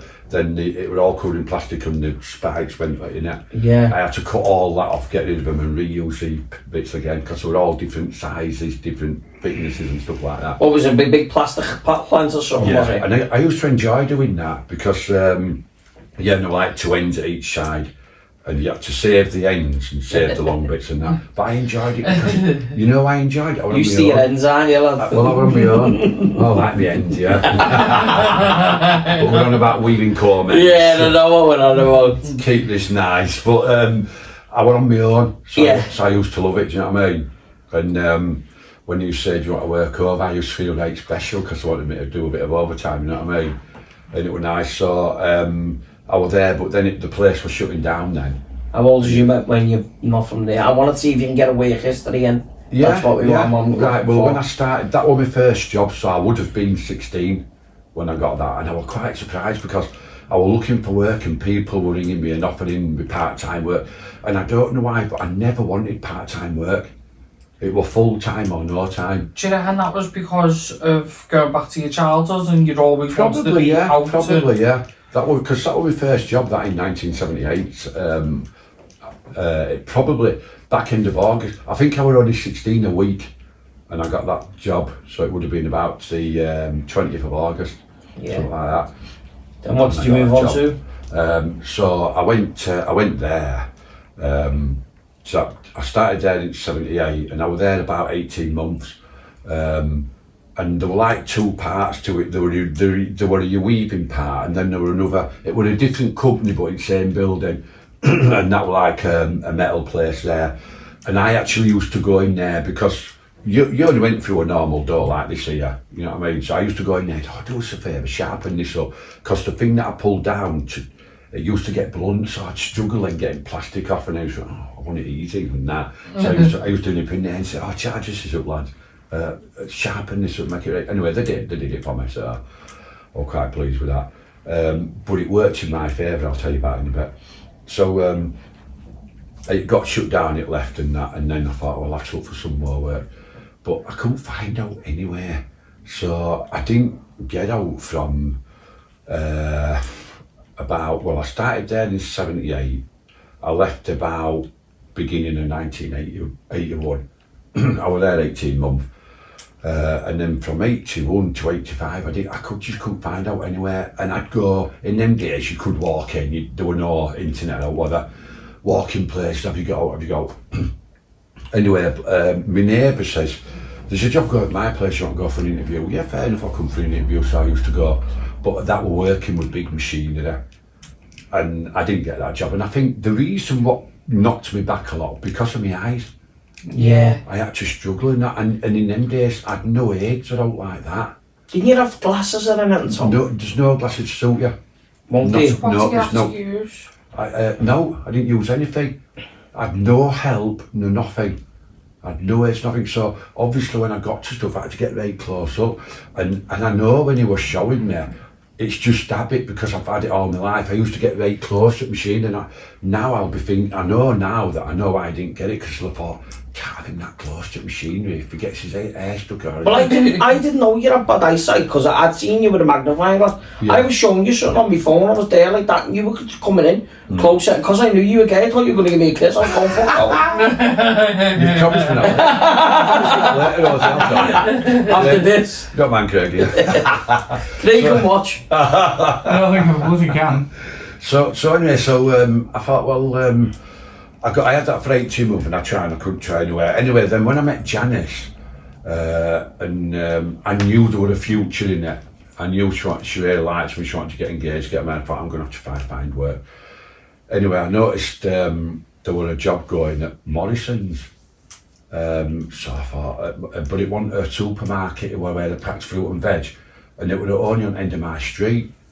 So I said to Gary, because at this particular time, after the Bradford Plastics job, we got another job, and that was at catering place down Sticker Lane, and you are used to have to make orders up for schools and colleges, food and tins of beans. So the one what you get every day, they're big massive catering tins, you know what I mean? So we used to do all that. My job was loading, so I used to do all that. So What do you mean, loading the wagons? yeah, loading wagons, yeah. And what was the best part of your job you liked? I loved that because the management were good, the staff were good I worked with, they were brilliant. I proper enjoyed every bit of that.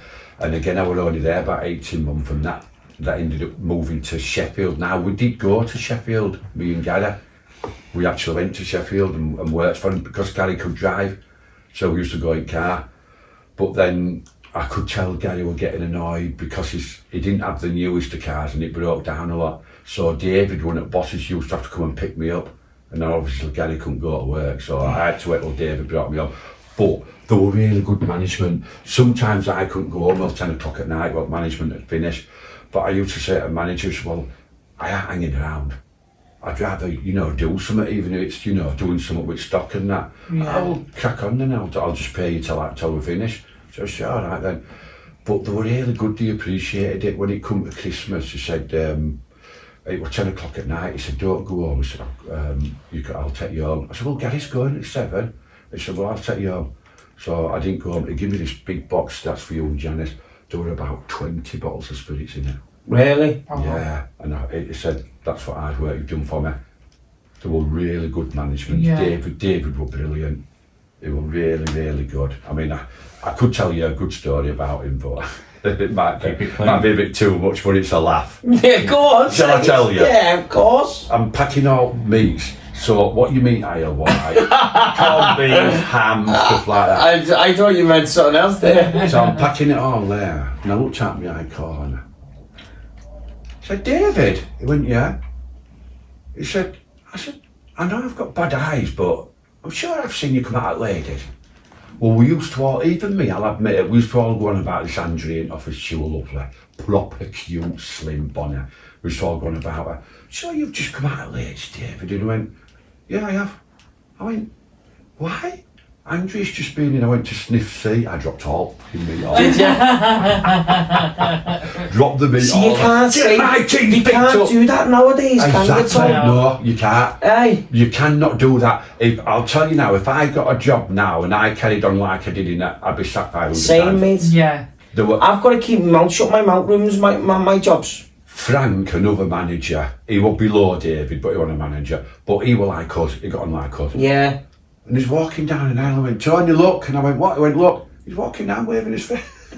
His thing, yo, his thing, Frank, get it away. Is you made up? But because in there, what it was only lads in the warehouse and, and the factory thing, and you women were completely separate buildings. Yeah, in office and all that, So you could do it and get away with it, and we all had a laugh. But even then, you probably still couldn't do that now. There'd be somebody there. Well, I don't think you could do that now. The fun I would like to be walking around. I thought she would. She'd be made up. She'd be saying, asking me for a job. I'd be dropping everything on the floor. But that was one of the best jobs I did have as there were no bullying managers. There were us. Whilst for some managers, you've got to be careful what you say. When if they catch you messing about, you're getting done, you know what I mean? It was all that. Like, when I went to Morrison's, it was more serious. You know what I mean? A lot more serious work. You still had your fun, a lot more than what you did now. But if you got caught doing something, like me and Ben, we were doing, we had an easy day, we were on watermelons. When you're on watermelon, it's easy because it takes women ages to wrap it, because corners at watermelon used to cut, and it used to take them ages to wrap it all up. So we were doing national, come on, we'll do a sweep. Well, David Hutchinson caught us, didn't he? I said, oh, what are you doing, lads? Oh, no, put fair, we'll put it under. We were both called him, we got a warning for that. Did you? Yeah. So we never did out like that since. But the Bradford Plastics were a good job, but it was just too far in Sheffield. Yeah. And I said to Gary, I said, there's 3 jobs going at Morrison's Produce. Well, it was only at the end of my street, and it was only next street down from Gary. So we were both pretty near each other. Yeah. So I said, shall I ring him and see you? Anyway, I got us an interview Saturday morning. So this particular Saturday morning, we says to bosses, do you mind if we have this Saturday off? No, what for? We daren't tell them, because Frank and David had gone mad. So we daren't tell them. I said, no, we're going to a bit of a family do. And we've both been invited and it's important. Oh, go on then, lads. Don't bother coming in then. Finish at 3:15 and I'll see you Monday. So finish at 3:15 Friday. And went for this interview. And we never heard out for about a month. And I said, well, I'm going to have to go see if we've got this job. So I rung up. I said, how about this job at Morrison's? I said, me and my mate came a month ago, you know. Well, we were unsuccessful because you haven't wrote to us out. Oh, no, we thought you were too good for it. Oh. I said, hey, you said both your interviews were brilliant. You've both been really hard-working people. We thought you were too good for something like this. I went, no, I said, we'd have took it. It's nearer to home. It's better for us. I said, it's hard going out. Oh, well, fair enough then. Start a week of Monday. Well, I told Gary, well, that was it then. We were having a drink in the office. Because we had a little office in London area. We cracked a bloody bottle over and started drinking. Dave comes down, he's going to catch us. Gary's going, David here, or he didn't draw. He didn't draw. I went, you alright, Tony? You look happy. I went, oh, I'm fine, I'm just enjoying myself, I'm full of life. Tony's like that shooby-dooby-doo. Yeah. We'd tell them anyway, give us notice. And they weren't happy, they were else had to leave us, but we had to do it, you know what I mean? But we ended up there, and I was there for 20 years. But it was good, but it was heavy.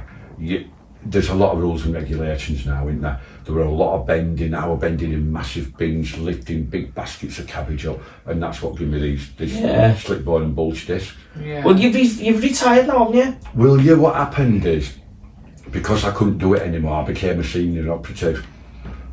So what that was, you were packing apples, but you had to check the labels, make sure it was right date on it, numbers were right and everything, barcode right and all that lot. And I used to get quite close checking them and that, but I managed to. Anyway, eventually it was a standing up job and I could feel the pressure on there. So I went to see a consultant because I was seeing him every 6 months for a check-up, make sure I was getting on. And then I explained to him and said, oh, he said, you can't have a standing up job. I said, what? I said, not with that problem you've got. No, I said, you need to be walking around because it releases the nerve from your slip bone. Yeah, is that why you're always walking? Yeah, and your bulge disc. So I said, all right. He said, you need to be doing plenty of walking. He said, you can sit down as long as it's a nice comfy seat, but you can't be standing up in one spot. I don't even recommend it more than 20 minutes. I said, well, I'm working 8, 9, 10 hours a day. I said, no, you can't do it. Yeah. So I said, all right. Then I said, well, I'll go and have a word with my boss then. So I went and had a word with him. So I said, well, I'll have to finish. I said, what for? I said, because you can't do that job. I said, I can. I said, I'll bring my magnifier in. I said, I've got a magnifier because by this time I was registered with Resource Centre, which is a centre for blind and parasitic. Yeah. And they're like loan you stuff, but you can have them as long as you want. So I've got a radio with big buttons on it, easy, nice bright yellow, easy to see. I've got a magnifier, I've got my white cane. I've also got a little small cane, what you just hold if I'm linking onto a crate, so it just lets people know that you're sight impaired. And they'd give me all stuff like that, things to fill your pot up and that, so it bleeps when your pot's full enough, you know what I mean? So I said, I bring magnifier in from, oh no, you can't be doing that, you can't be bringing products like that in case outbreaks of it and it gets stuck in bags of apples, stuff like that. All right, no worries. I said, so I said, sign this form, we'll have to finish it. I said, you're not just finishing me like that. I said, if you're finishing me, you're going to finish me on ill health. I said, because the stuff you can do to help me there. Yeah. Well, I'll have a chat with Elaine, she what personnel manager, and see what she says. Anyway, a couple of days later, he said, okay then, we'll finish on ill health. He said, will you sign this? I went, well, only if I can get a decent bit of money. I said, because I live life to full, I've got an house, I've got a mortgage shit to pay for. I said, so I'll go and have a chat with Job Centre. So I got an interview with Job Centre. She sat me down in that, and she said, will you read this form? So obviously print were really small, so I got my magnifier out, and I'm reading it with magnifier 8 close. She said, what are you doing? How come you reading it like that? I said, I'm registered severely sight impaired. She said, why? Because I'm albino. Well, my hair were brown and my eyebrows. So she said, oh, I didn't know that. I said, yes. She said, well, you need never have worked all your life. I said, well, I didn't know that. She said, no, you didn't. There were help out there for you. There's help out there for you. She said, so I'll get you straight on ESA. Don't bother with going on job. Well, it was Dole in them days. Yeah. Don't bother going on Dole. She said, I'll get you straight on ESA. So you won't have to sign on a note like that. And you'll get enough money. It won't be as much as your wage, but you'll get enough money. I said, all right, fair enough. And you'll be able to get income support and stuff like that. And so I said, all right, fair enough. So I was doing all that. So she got me on that. So I went back to Midco and I said, right, I said, Job Centre said they'll sort me out, so I'll sign that form. So I signed it, finished, and after 20 years service there, and I just said, right, I'll class it as I've retired. A lot was saying you'll regret it, you'll be bored, you're retiring too early, but there's still enough hours in day now for me, so... I know, you're like a dog, aren't you? You can't wait to get out. I've never been bored yet. You just can't wait to get out, can you? No, I can't. I have never been bored. So, you know your mortgage and that, over your house and that? Yeah. Let's go back to that then, because not a lot of people know this, but you actually lived and had a mortgage with Janice, didn't you? Yeah. So you bought a house? Yeah. So let's go from there. Right, so what happened is, once we got divorced, I said, right, you know, you go your way, I'll go my way. I still want to live with you. I said, that's fine. You know, I said, but don't not get a fella out like that. Still, you know, live your life like I'm just somebody who you're with. She used to lend her family a lot of money. And when I say a lot, I mean thousands and thousands. And I bailed her out several times. There's only so far you can go. Yeah. And she ended up in a really bit of a bad mess. I'm sure she won't mind me saying that. And I just said, look, I'll tell you what I'll do with you. Do you want me to buy a house off you? I'll do it the legal way, through solicitors and everything. I said, I'll buy a house off you. I said, and we'll do it fair. We'll get it valued. I'll give you half the money. Right, fair enough. Do you mind? I said, no problem. I said, we'll sort it. So that's what we did. We bought a house. Her sister wasn't right happy. She said, I hear you've come out of Janice's bank account and you're buying a house off her, aren't you? You can't afford to do that. Because this was before I finished work, obviously. I said, why can't you? You've already got your own wage and you like your music, which I did. I used to buy CDs every week. You know what I mean? I said, you didn't, not that it's none of your business, but with overtime I do, it pays for that music. I'll give you 6 months. 6 months and you'll struggle, you'll be broke. Fair enough, no worries. But she didn't realise, because I never told anyone what I earned, and I did earn a good wage. Yeah. I'm going to be honest with you. I don't mind saying it now because I'm not working. My final wage was £1,800. And I'm going back 20 years ago. Well, no, 2007. You put the hours in though as well, yeah, didn't 18 years ago. I used to start at 5:45 in the morning, finish at 9, 10, 11, 12 at night, back in at 5:45. You're not allowed to do that now. Yeah. They won't allow you to do that now. But I did it, and I used to say to lads, you should do it while you can. Plus I were on time and a half, because it were overtime. And after 6 at night and all weekends, you were paid premium rate. And what that meant is you got an extra £1 an hour on your wage. Yeah. So Yeah. I used to be on a wage, really good. The last wage rates, people are getting that now, 18 year down the line. Yeah. Do you know what I mean? So it was really good. So that's why. But I didn't tell everyone what I earned. And a lot wanted to know, even in warehouse, you must have a wage, how much have you got? And I used to say enough for fish and chips. Yeah. You know what I mean? And that was my way of saying, mind your business. Yeah. There were one that really got in my face, and I just said to him, I said, look, I said, I'll tell you that I have got a bit extra, I'll tell you, but when I tell you, I said, you don't tell anybody in the factory whatsoever, because if it goes round, I know where it's come from. So I said, go on then. I went right up to his face and I said, I can afford a tub of mushy peas. So, but it's none of their business. Have you still got your house in Bradford? I've still got my house in Bradford, yeah, of course. Yeah. So what's the connection with Blackpool? Because my final visit with consultant says, I know you've retired and I understand it, but you need to do plenty of walking. You need to do at least 10, 12,000 steps a day. I said, I can't do it where I live. I like where I live, but it's too busy and I'm not keen on the park where we live. Now, we've been coming to Blackpool since 1990, and last few years we were coming 4, 5, 6, 7 times a day. Once Craig become my full-time carer and finished work, we'd all time in the world. So we could come when we want, stay as long as we want. Well, it got to a year where I spent £9,000.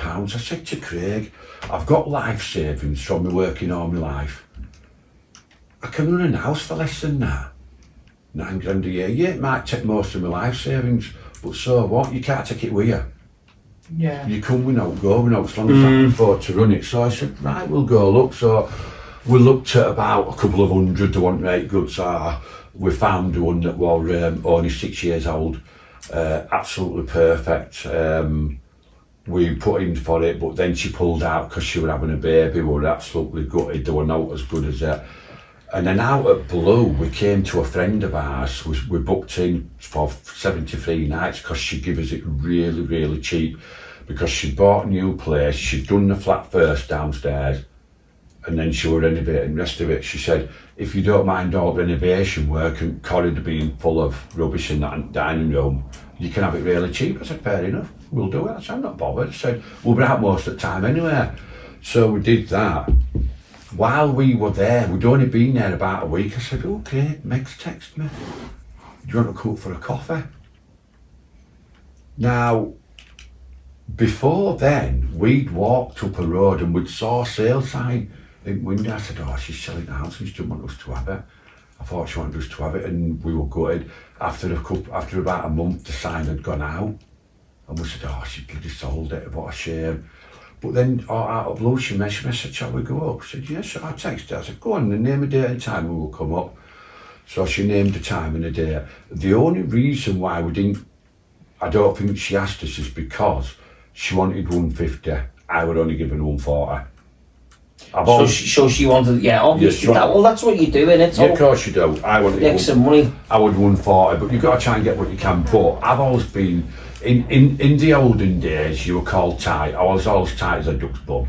Yeah. Always, me. But nowadays, they're saying it's looking after money. Yeah. When I say to people, now you've no chance of getting off me, I'm far too tight. Well, no, you're not. It's just called looking after money now. It must have changed from what in my days. And I've always been like that. So if I say 140, it's 140. Because I look at it, I've got my stamp duty to pay, which would have been high because I was keeping my house in Bradford. Your solicitors, I was going to get a surveyor. You don't need a surveyor, it's under 10 years old, no matter, still going to get one. I'd rather have peace of mind. Yeah. You know what I mean? So anyway, I said, come on, we'll go up. So went up, she made us this coffee, house smelled lovely, proper strong smell of coffee. She got chocolates out and that, and I said to Craig before I went up, I said, tell you what she's going to do, she's probably going to go between us. shall I do it? And Craig said, we'll see. If she does, then yeah. I said, okay, then I will, but I'm not going any higher than 45. Yeah. Done 145. So anyway, we go in. She said, I don't know if you've noticed if you've been in Blackpool. I said, I have, yeah, funny enough. I said, in fact, I said, I'm here for 73 days. I said, and after that, I said, we've booked in with Jean and David. We fancied a Christmas in Penthouse, which were a right massive flat at Central Beach. Yeah. We fancied a Christmas there. I said, so as it happens, I said, we're here till March, 4th of March. She went, oh, it might have worked out good, that. I said, why is that? Well, I put my house on market a few months ago. I said, yeah, so I saw it. She said, somebody came, they wanted it, they were giving us full asking price, but they wanted to run it as a holiday house. She said, and I don't want to go. It's only because my husband wants me to go because his dad's not right well. None of them seen kids, wants his dad to see kids because they lived in Poland. Yeah. She said, and so we decided want to go live in there. They already had a house over there. Want to go live there. I said, well, why didn't you sell it to them? Because they'll erect it. Yeah. And I spent 5 years getting this nice. And I'm not being a big head, it's nice, you two know, don't It's you? lovely, lovely Yeah, house. You know what I mean? It's like Very modern. like a showroom, innit? So she said, and I didn't want them to do that because I've spent 5 years. We can't take out over, we can, but it's going to cost us a fortune Yeah. to get it all over there. She said, and Polish furniture over there is really, really cheap compared to here. It's less than half price. Yeah. So we're not gaining now. She said, so they came, said that she said, then another couple come, young couple, they had their own place, but they were going to rent it out to someone else. She said, and I know for a fact they wouldn't have looked after it, and I can tell you lot you'll look after it. I said, well, without being rude, I said, if it were me, I wouldn't give a damn, as long as I've got my money. Yeah. I wouldn't have been bothered. Yeah. You know what I mean? She said, no, she said, I am. I understand you want to put your own market, but will you keep in touch with me and send me pictures of what you do? I said, yeah, of course I will. I said, but if I do, I said, I'll tell you now, they're coming out. There were a long line of shrubs in garden. Yeah. And they were all lent over. I thought, they're coming out. Yeah. I'm too bloody neat and tidy me out. Bloody place. A bit on plug, I'm picking it up. So I said, yeah, I will do. So she said, right, you can have full 40 and I'll leave it fully furnished for you, don't need no. She left a lot, the big 65-inch telly, living room, telly, bedroom, fridge, freezer, washing machine, a lot. We just walked into it. So, you think you want a name? Are you planning on staying here now? I'm planning on it, I hope to, but I might move somewhere different. I don't know, it depends how things go. But at the moment, we're planning on staying here, yeah. Because I says to Craig, well, if the consultant wants me to walk regular, we can go to the front, walk over the road, it's safe and not promenade in it, you've no roads to cross, or what have you. You know what I mean? I said, so I can get me walking in there, so we like it for that. You know, and we started doing TikTok because when we were going for walks, we were bored after 10-20 minutes. Yeah. And I needed to be out for 2-3 hours. So I said, shall we start doing TikTok lives? I were already doing it, but I were only doing news reports and little videos and that. I said, shall we start going live? So we said, you'll start doing that. So we started going live. Well, we've met some lovely friends, including yourselves. Yeah. You know what I mean? Some really nice. There's a bit of jealousy in Blackpool, but there's a couple that we've really got some lovely friends that messages every day that met us and have become really good friends. So we really enjoy doing that, showing them Tower Fade and tram waves and stuff like that and loads and too. What made you do TikTok then? Just because you were bored? Yeah, it's just something, because what it was, somebody mentioned it to me. So I did a little video. There was an incident at Central Pier, not a nice incident, unfortunately. Didn't go down well, but if anyone wants to look, they can go follow us, Tony Space, N-Space Craig, and have a look at the little bit first video that I've put on. And it was an unfortunate incident at North Pier, and it's got 1.5 million views. At first, I was doing it on Facebook, and I was lucky if it got 10 views, excuse me, and 5 likes. Yeah. And I'm thinking, I'm doing all this, putting my time and effort in to get it in for that. But yet TikTok got all that. I said, I'm going to leave Facebook. I haven't left Facebook, but I don't really go on it. I just use it for Messenger, really. I said, I'm going to go on to TikTok. People appreciate it more. And if anyone wants to go on and have a look at it, feel free to, and can see how many views and likes and lovely messages I've got on my videos and news reports that I put on and stuff like that. And so I'd been on that for about 12 months. And then I was watching it for a while. I was watching Andy and Becky for a while because Andy does a lot like promoting Blackpool, shows all good things in Blackpool and that. So I thought, I've learned a lot from him. I said, I think I'll give it a go. I said, if it don't work, we'll try it for a month. If it don't work, then we'll just... But it worked. Everyone liked us. They said, you're so nice and genuine and relaxing. You've got a lovely voice for it. Don't leave it. Keep it going. So I said, we'll see how it goes. If I get a few followers in 12 months, we'll see how it goes. So I started it at the beginning of August last year. So we've done nearly 13 months and I've got 42.6k followers.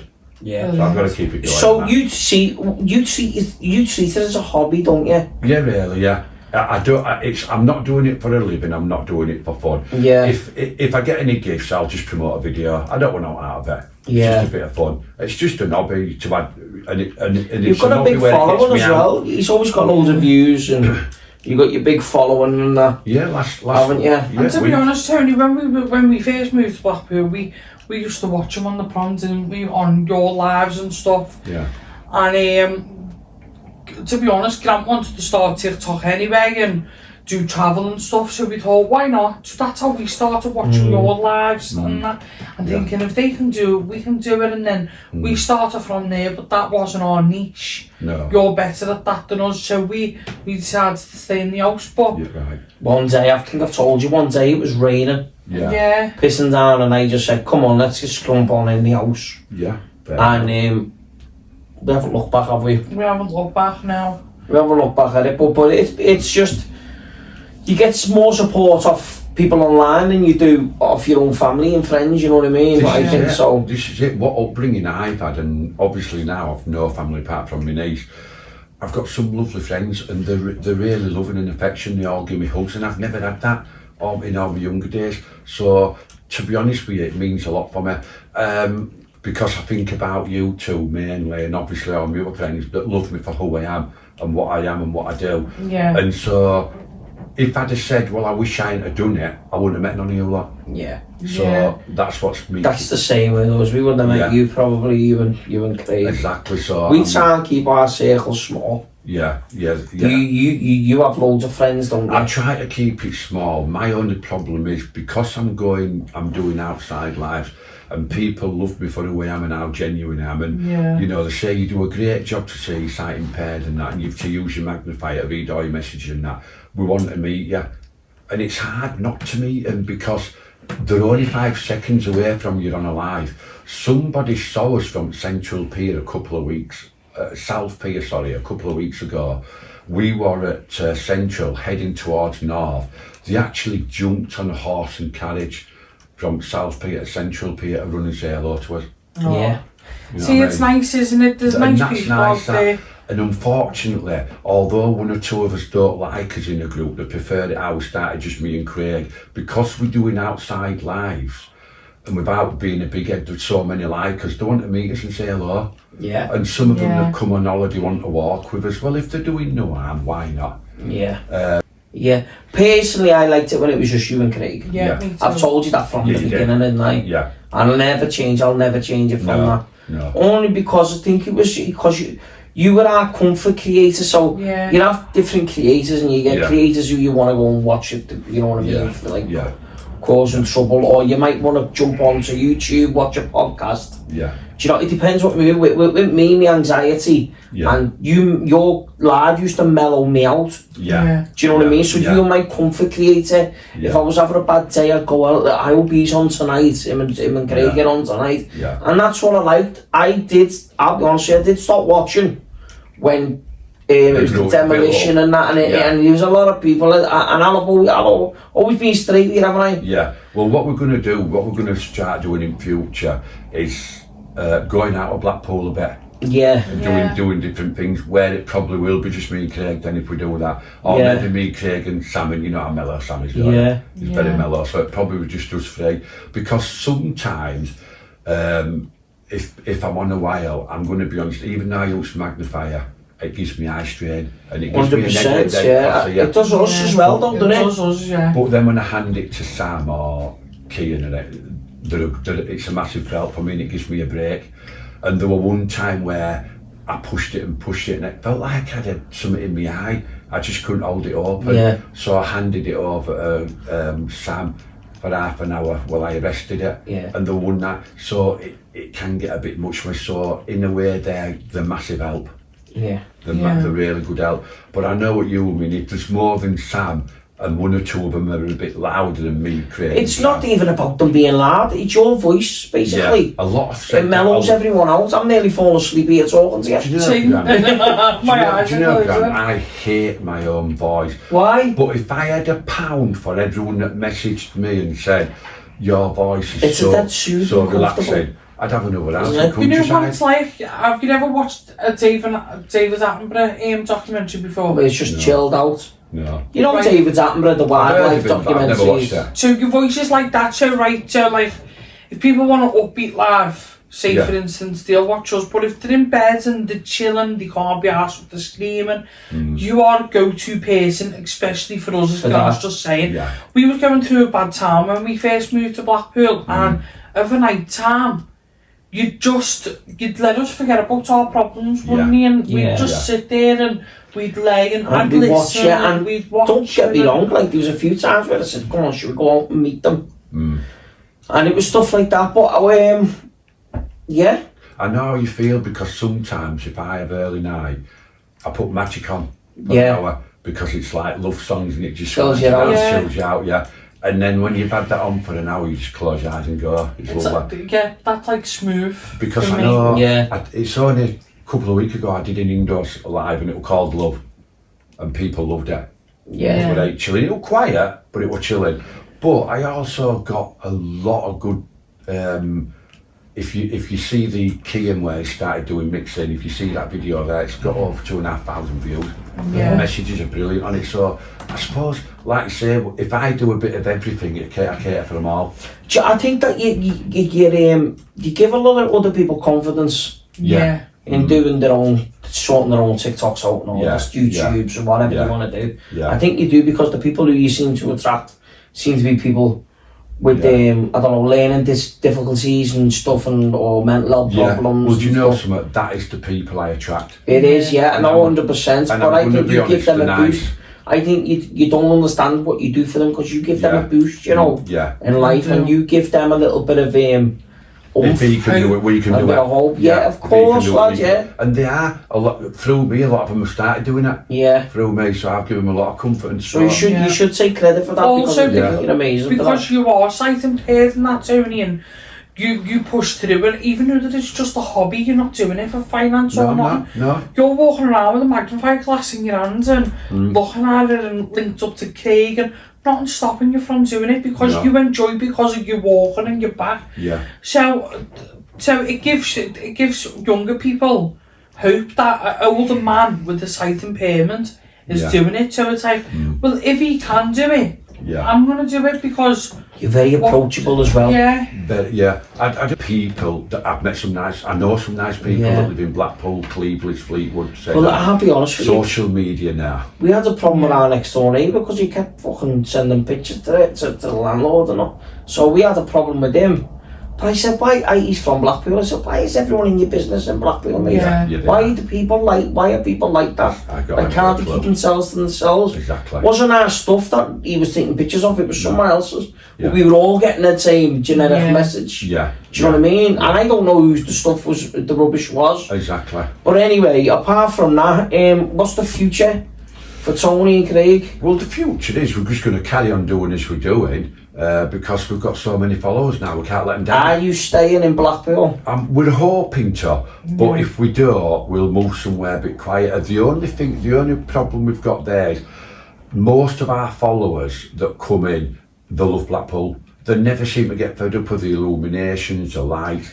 I mean, holiday season finishes next month, but it don't for Blackpool because But you've you got done a live in Blackpool. Bradford and you got a lot of people in. I did. I think you're not crediting yourself as too much. Yeah. I think You're a natural at it, Yeah, you know, you're Tom. really good at But it. what you've got to think as well, if you're travelling from Bradford back to Blackpool and stuff like that, and you're doing lives there and there, you've got to think about most of your viewers can't get out of their house No, themselves. they can't. So they're living their life through your eyes. Well, Not your eyes, they're Your fucked. Well, there's somebody from St Anne's, I won't mention her name, but she moved to Blackpool 30 years ago. Now she's moved to St Anne's, she's housebound, she can't get out.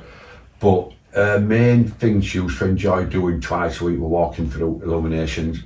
She can't do it, so when I do it, she's still doing it from the So we can't really ever leave Blackpool in that way, but we are going to venture out and go a different place and do more mellower lives. Yeah. What's the future for you personally? Probably, it's hard to say, probably just carrying on doing what we're doing. Yeah. Really, because I mean, I'm 63, so... Yeah, I think you're in a routine now, aren't you? Definitely, I'm sort of stuck in it, really, do you know what I mean? You know, it won't be every night I'm doing it, because I still like my snooker, I still like my football, still like my friends and that. And I've gained a lot more friends since we started doing this TikTok, so we're more busier in that way, do you know what I mean? So I think from next year, we're probably going to go venture a little bit more. Yeah. Do different Travel things. out a bit.